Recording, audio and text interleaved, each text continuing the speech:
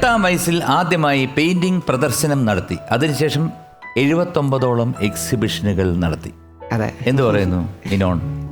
എനിക്ക് എൻ്റെ ഒരു ആർട്ടിസ്റ്റ് എന്നുള്ളൊരു ഒരു പ്ലാറ്റ്ഫോമൊക്കെ ശരിക്കും ഉണ്ടാക്കി തന്നത് എക്സിബിഷൻസാണ്. എക്സിബിഷൻ. അപ്പോൾ ഈ പെയിന്റിംഗ് എന്ന് പറയുമ്പോഴത്തേക്ക് എന്ത് ടൈപ്പ് ഓഫ് പെയിന്റിംഗ് ആണ്? കുറച്ച് മോഡേൺ ആണ്, കുറച്ച് അബ്സ്ട്രാക്റ്റ് ആണ്, കുറേയൊക്കെ ഞാനാണ്. ഞാൻ പാരീസിൽ യാത്ര പോയിരുന്നു. അപ്പോൾ അവിടെ ഒരു തെരുവിൽ ഒരു സ്ട്രീറ്റ് ഞാൻ പോകുമ്പോഴത്തേക്ക് ഒരാൾ അവിടെ ഇരുന്നിട്ട് ഒരു സ്ത്രീ ഇരുത്തി വരയ്ക്കുന്നു.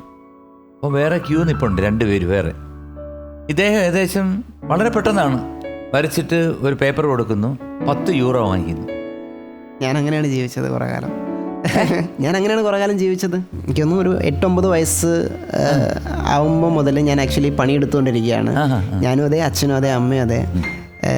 ഞാൻ ഒരിക്കലും ഒരു കുട്ടിയൊന്നും ആയിരുന്നില്ല. അതായത് എൻ്റെ അച്ഛനും അമ്മയും ഒരു കുട്ടിയായിട്ട് എന്നെ അതെ, എൻ്റെ അനിയത്തിനെ അതെ, നിങ്ങൾ കുട്ടികളാണ്, നിങ്ങൾ അങ്ങനത്തെ ഒരു നമ്മളിപ്പോഴും ഒരു മുതിർന്ന മനുഷ്യനെ പോലെയാണ് അവർ നമ്മളെ എപ്പോഴും പെരുമാറിയിട്ടുള്ളത്. അതായത് വീട്ടിലൊരു വളരെ നിസ്സാരമായിട്ടുള്ളൊരു അരി വാങ്ങിക്കണം, അത് നിസ്സാരമായിട്ടുള്ള കാര്യം എന്നല്ല പറയുന്നത്, ഇങ്ങനെ സാധാരണ കുട്ടികളുടെ അഭിപ്രായം ചോദിക്കാത്ത കാര്യങ്ങളാണ്. അപ്പം നമ്മളത് വേണോ, ഇത് വേണോ, എന്ത് വേണം, എങ്ങനെ വേണം, ഇങ്ങനെ വേണം എന്നുള്ളതൊക്കെ നമ്മളോടും കൂടെ ചോദിച്ചിട്ടാണ് അവർ ഒരു തീരുമാനം. നമ്മളവിടെ വീട്ടിലെ ഏറ്റവും ഇമ്പോർട്ടൻ്റ് ആയിട്ടുള്ള മനുഷ്യരാണ്. നമ്മളവിടുത്തെ വീട്ടിലെ ഏണിംഗ് മെമ്പറാണ്. നമ്മുടെ വീട്ടിലേക്കുള്ള വരുമാനം ഉണ്ടാക്കുന്നത് അച്ഛൻ്റെ അമ്മയുടെയും കൂടെ ഞാനും കൂടെ ചേർന്നല്ല, ഞാനും കൂടെ പണം വരച്ചുണ്ടാക്കുന്ന പൈസ നിന്നായിരിക്കും അരി വാങ്ങിക്കുന്നത്. എന്ന് വെച്ചാൽ നമ്മൾ വീട്ടിലെ താങ്ങി നിർത്തുന്ന ഒരു സ്ട്രോങ് പില്ലറായിട്ടാണ് അവർ നമ്മളെ വളർത്തിക്കൊണ്ട് വന്നത്. ഇപ്പോഴും അതെ. എൻ്റെ ഏറ്റവും വലിയ കോൺഫിഡൻസ് എന്ന് പറഞ്ഞു കഴിഞ്ഞാൽ എനിക്കിതെല്ലാം പോയി, എൻ്റെ എല്ലാം പോയി, സിനിമ പോയി, എല്ലാം പോയതിന് ശേഷം നമുക്കറിയില്ലല്ലോ ഇതൊക്കെ എങ്ങനെയായി തീരുമെന്നുള്ളത്. ഇതെല്ലാം കയ്യിൽ നിന്ന് പോവുകയാണെങ്കിൽ പോലും എന്നെ പെട്ടെന്ന് ഒരാൾ പൊക്കിയെടുത്ത് നേരെ ഫ്രാൻസിലോ ഇറ്റലിയിലോ ജർമ്മനിയിലോ എവിടെയും കൊണ്ടിട്ടു. എനിക്കറിയാത്ത ഭാഷയാണ് ചുറ്റുമുള്ളവർ സംസാരിക്കുന്നതെങ്കിൽ പോലും എനിക്കൊരു പേനയോ പേപ്പറോ എന്തെങ്കിലും കിട്ടിയാൽ മതി, എനിക്ക് അവിടെ നിന്ന് അതിജീവിക്കാൻ എന്നുള്ളൊരു തോന്നൽ എനിക്കിപ്പോഴും ഉണ്ട്. ഒരു പേപ്പറും ഞാനിപ്പോഴും അതെ, ബാംഗ്ലൂരൊക്കെ ചില സമയത്തൊക്കെ പോകുമ്പോൾ ഞാനിതുപോലെ എന്നെ അറിയാത്ത മനുഷ്യരുടെ ഇടയിൽ ചിലപ്പോൾ ഏതെങ്കിലും ഒരു മാളിൽ കയറിയിട്ട് ഞാനൊരു പേപ്പറൊക്കെ എടുത്തിരുന്നിട്ട് അവിടെ നിന്ന് വരയ്ക്കും. എത്ര നേരം കൊണ്ട് വരയ്ക്കും?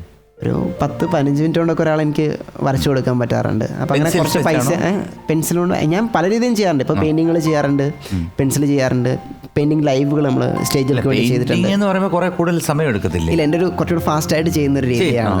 ഒരു ആക്രിലിക്കിൽ അങ്ങനെ ചെയ്യുന്നൊരു രീതി ഞാൻ ഡെവലപ്പ് ചെയ്ത് കൊണ്ടുവന്നിട്ടുണ്ട് സ്റ്റേജുകൾക്ക് വേണ്ടി. ഞാൻ അങ്ങനെ ബാംഗ്ലൂർ പോയി ചെയ്യും, ബാക്കി ഒരുപാട് ഞാൻ പല സ്ഥലത്തും അത് ചെയ്തിട്ടുണ്ട്. ഇപ്പൊ അങ്ങനെയൊക്കെ ചെയ്ത് ഓഫ് കോഴ്സ് നമ്മളൊരു പണിയല്ലേ എടുക്കണം. പിന്നെ തീർച്ചയായിട്ടും 100% കാട് കാണാനും യാത്ര ചെയ്യാനും ഒക്കെ ഇങ്ങനെ പ്രേരിപ്പിച്ചു.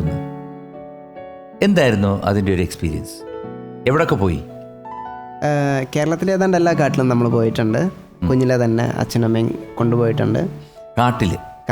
പിന്നെ ആ ഒരു കാലഘട്ടത്തിൽ 2010 വരെ കേരളത്തിനോടനുബന്ധിച്ച് ഒരു സൗത്ത് ഇന്ത്യയിലൊക്കെ നടന്നിട്ടുള്ള മിക്ക ജനകീയ പ്രക്ഷോഭങ്ങളിലും പാരിസ്ഥിതിക പ്രശ്നങ്ങളിലും സമരങ്ങളിലും എല്ലാ സ്ഥലത്തും നമ്മളെ കൊണ്ടുപോകുമായിരുന്നു. ഇപ്പോൾ ഈ പറയുന്ന പോലത്തെ ഒരു ആദിവാസി സമരങ്ങളായിരിക്കും, അപ്പോൾ അവിടെ നമ്മളെ കൊണ്ടുപോകും. നമുക്ക് ആ ഒരു കാലഘട്ടത്തിൽ നമുക്ക് പുസ്തകത്തിലൂടെ വായിച്ച് കിട്ടേണ്ട പല സാധനങ്ങളും നമ്മൾ ഈ പറയുന്ന പോലെ നേരിട്ട് പോയി കണ്ടാണ് എക്സ്പീരിയൻസ് ചെയ്തിട്ടുള്ളത്. നിങ്ങളിപ്പോൾ ഒരു പൊളിറ്റിക്കൽ ചായ്വുള്ള മനുഷ്യനാണ്? അല്ല, ഞാനൊരു 100% പൊളിറ്റിക്കലായിട്ട് തിങ്ക് ചെയ്യുന്നൊരു മനുഷ്യനാണ്. ഒരു രാഷ്ട്രീയ മനുഷ്യനാണെന്ന് പറയാനാണ് ഞാൻ പലപ്പോഴും എന്നെക്കുറിച്ച് എന്നെ ഇഷ്ടപ്പെടുന്നത്. പാർട്ടിക്കാരനാണെന്നൊന്നും ഒരിക്കലും പറയാൻ പറ്റില്ല. കാരണം എൻ്റെ പൊളിറ്റിക്സ് 100% മിനോണിസമാണ്. എൻ്റെ തന്നെ രാഷ്ട്രീയമാണ്.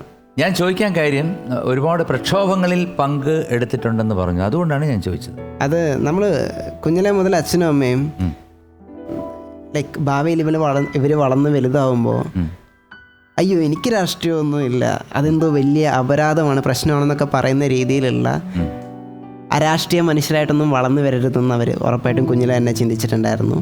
അങ്ങനെയാണ് അവർ നമ്മളിങ്ങനെയുള്ള പ്രക്ഷോഭങ്ങളിലും സ്ഥലങ്ങളിലൊക്കെ കൊണ്ട് പോകുന്നത്. ഇതൊന്നും ആൾക്കാർ വെറുതെ ചെയ്യുന്നതല്ല, ഇതൊക്കെ അവർ അത്രയും പ്രശ്നങ്ങളിൽ കൂടെ കടന്നു പോകുമ്പോൾ ചെയ്യുന്നതാണ് എന്നുള്ളതൊക്കെ നമ്മൾ വളരെ കൊച്ചിൽ തന്നെ മനസ്സിലാക്കിയത്. ഇങ്ങനെയാണ് നമ്മുടെ എഡ്യൂക്കേഷൻ ആക്ച്വലി സംഭവിക്കുന്നത്. നമ്മളൊരു നല്ല മനുഷ്യനാവാനുള്ളൊരു വിദ്യാഭ്യാസം ആദ്യം കൊടുത്തതിന് ശേഷം അവർ പിന്നീട് അക്കാഡമിക്സിലേക്കൊക്കെ വരട്ടെ എന്നാണ് അവർ ശരിക്കും ചിന്തിച്ചത്. ഒരു ക്യാരക്ടർ ആദ്യം ബിൽഡ് ചെയ്യട്ടെ, ഒരു നല്ല മനുഷ്യനായിട്ട് അവർ ആദ്യം വളരട്ടെ, അങ്ങനെയൊക്കെ അവർ ചിന്തിച്ചിരുന്നു. അപ്പോൾ അത് എന്നെ പൊളിറ്റിക്കലാക്കിയിട്ടുണ്ട്, എന്നെ ഒരു നല്ല മനുഷ്യനാക്കിയിട്ടുണ്ടെന്നൊക്കെയാണ് ഞാൻ കരുതുന്നത്. അപ്പോൾ എന്തായാലും ഈ പൊളിറ്റിക്കൽ നമുക്ക് മാറ്റി നിർത്തിയിട്ട് നല്ലൊരു മനുഷ്യനായിട്ട് മാറി എന്ന് നമുക്ക് വിചാരിക്കാം. അതിനൊരു വലിയ കൈഡിയായിരുന്നു. ഇല്ല, നല്ലൊരു മനുഷ്യൻ ഉറപ്പായിട്ടും നല്ല രാഷ്ട്രീയമുള്ളവനായിരിക്കും. അതൊരിക്കലും കക്ഷി രാഷ്ട്രീയം എന്ന് നമുക്ക് പറയാൻ നമുക്ക് അങ്ങനെ പറയാൻ പറ്റില്ല. ഓക്കെ, മൃഗങ്ങളുമായി ഒരുപാട് അടുപ്പമുണ്ടല്ലേ?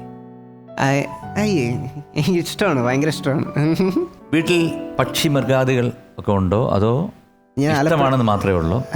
ഞാൻ ആലപ്പുഴയിലായിരുന്ന സമയത്ത് എൻ്റെ ഒരു വീടിൻ്റെ ചുറ്റുപാടെന്നൊക്കെ പറഞ്ഞു കഴിഞ്ഞാൽ പുറത്തുനിന്ന് ഒരാൾ നോക്കിക്കഴിഞ്ഞാൽ അതൊരു കാടായിട്ടേ തോന്നുള്ളായിരുന്നു. കാട് പിടിച്ച് അപ്പം നമ്മുടെ റിലേറ്റീവ്സ്, അച്ഛൻ്റെ റിലേറ്റീവ്സ് ഒക്കെ വരുമ്പോൾ ഇതൊക്കെ വൃത്തിയാക്കി എന്ത് അലമ്പായിട്ടാണ് ഈ വീട് സൂക്ഷിക്കുന്നതൊക്കെ ചോദിക്കായിരുന്നു. വീട്ടിൽ ചിലപ്പോൾ പാമ്പ് വരെ ഉണ്ടാവുമായിരുന്നു എന്ന് പറയുന്ന പോലത്തെ പാമ്പൊക്കെ ഉണ്ടാവും നമ്മുടെ സ്ഥലത്ത്. എല്ലാ ജീവികളും ഉള്ളൊരു വരികയും പോവുകയൊക്കെ ചെയ്യുന്ന പോലത്തെ ഒരു ഇടമായിരുന്നു നമ്മുടെ വീട്. ഇപ്പോൾ നമ്മൾ താമസിക്കുന്ന സ്ഥലത്ത് ഇപ്പോൾ ഒരു ഫ്ലാറ്റിലാണ് താമസിക്കുന്നത്. എക്സ്ട്രീം ഓപ്പോസിറ്റാണ്. അവിടെ ഇതൊന്നും അലോഡല്ല. അങ്ങനത്തെ ഒരു സെറ്റപ്പിലാണ് നമ്മളിപ്പോൾ താമസിക്കുന്നത്. അവിടെയാണ് ഞാൻ എൻ്റെ സ്റ്റുഡിയോ ഒക്കെ ചെയ്ത് വെച്ചേക്കുന്നത്. അതിൻ്റെ ബുദ്ധിമുട്ടുകൾ ഇപ്പോൾ ഉണ്ട്. മാറിക്കഴിഞ്ഞപ്പോഴാണ് ഇതൊക്കെ എനിക്ക് എത്രത്തോളം ഇമ്പോർട്ടൻ്റ് ആയിരുന്നു എന്നുള്ളത്. നേച്ചറുമായിട്ടുള്ളൊരു ബന്ധം അല്ലേ? തീർച്ചയായിട്ടും. എനിക്ക് ഈ പട്ടികൾ, പൂച്ചകൾ, ഏത് ജീവികളായിക്കോട്ടെ, ഇപ്പോൾ കാക്ക പോലുള്ള ഒരു പക്ഷീനെ പോലും വഴി കണ്ടു കഴിഞ്ഞാൽ എനിക്ക് ഭയങ്കര സന്തോഷമാവും. എനിക്ക് ഭയങ്കര ഇഷ്ടമുള്ളൊരു പക്ഷിയാണ് കാക്ക. ലൈക്ക് എനിക്ക് ഇവരോട് ഒരു കമ്മ്യൂണിക്കേഷൻ പലപ്പോഴും സാധ്യമാവുന്നുണ്ടെന്ന് തോന്നിയിട്ടുണ്ട്. എന്നെ ഞാനായിട്ട് മനസ്സിലാക്കുന്നത് ശരിക്കും ഇവരൊക്കെയാണെന്ന് എനിക്ക് പലപ്പോഴും തോന്നാറുണ്ട്. ഒരു പട്ടി ചിലപ്പോൾ ഒരു മനുഷ്യനോട് ഞാൻ പറയുന്നതിനേക്കാളും ഭംഗിയായിട്ട് കാര്യങ്ങൾ മനസ്സിലാക്കി എന്നൊക്കെ പറഞ്ഞ് എന്നോട് റിയാക്ട് ചെയ്യുന്ന എനിക്ക് തോന്നാറുണ്ട്.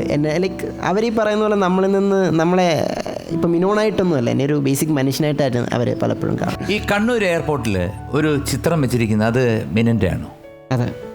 അത് ആക്ച്വലി അവിടെ ഒരുപാട് ചിത്രകാരന്മാരുടെ ചിത്രങ്ങൾ അവിടെ ഉണ്ട്. എനിക്കൊന്ന് അവിടെ ഏറ്റവും പ്രായക്കുറവുള്ള ഒരാൾ വർക്ക് ചെയ്തിരിക്കുന്നത് ഞാനാണെന്ന് തോന്നുന്നു. ബാക്കി എല്ലാവരും ഒരു 45 above 50 above ആയിട്ടുള്ള ആർട്ടിസ്റ്റുമാരാണ്. അത് ചെയ്യുന്ന സമയത്ത് എനിക്ക് 18-19 വയസ്സാവുന്നതാണ്. എങ്ങനെയാണ് ഓപ്പർച്യൂണിറ്റി കിട്ടിയത്? എൻ്റെ ഒരു ലാസ്റ്റ് 2015 ഞാൻ എക്സിബിഷൻ ചെയ്യുന്ന സമയത്താണ്. അവിടെ ഞാൻ വലിയൊരു തെയ്യത്തിൻ്റെ പടം വരച്ചിരുന്നു. അപ്പം അത് ഇതിൻ്റെ ഡിസൈനിങ് ഇതൊക്കെ ചെയ്യുന്ന ആൾക്കാർ അവിടെ എൻ്റെ എക്സിബിഷൻ കാണാൻ വേണ്ടി വന്നിരുന്നു. പല സ്റ്റേറ്റുകളിൽ നിന്നൊക്കെ ആൾക്കാർ എൻ്റെ എക്സിബിഷൻ കാണാൻ വേണ്ടി വരുന്നുണ്ടായിരുന്നു. ഒരു ആർട്ടിസ്റ്റ് എന്നുള്ള നിലയിൽ എനിക്കൊരു നല്ലൊരു ഓഡിയനെ ഞാൻ ആക്ച്വലി ഇന്ത്യയിൽ ഉണ്ടാക്കിയെടുത്തിട്ടുണ്ട്.